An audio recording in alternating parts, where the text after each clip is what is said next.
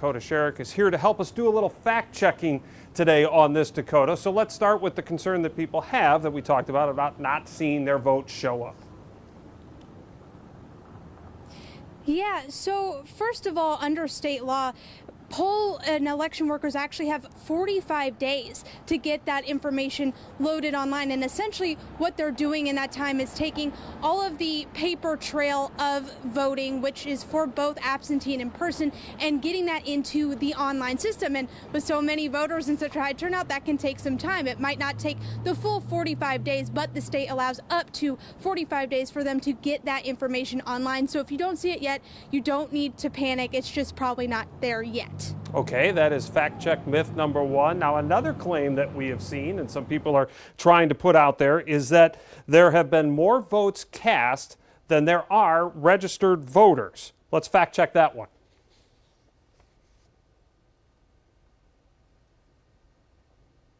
Wolf.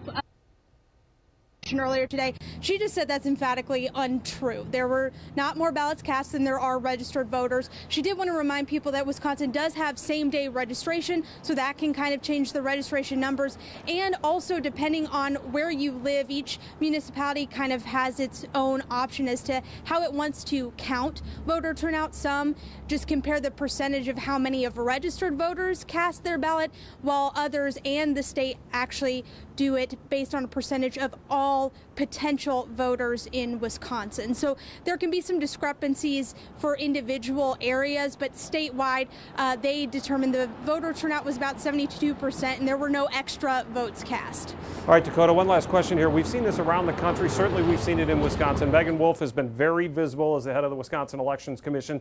How hard are they trying to instill trust? There's been a lot of transparency, but trust, people want them to trust that the process is legal. Yeah, absolutely. They are really trying so hard to make sure everybody trusts the election. And Wolf even said she doesn't blame voters who have questions.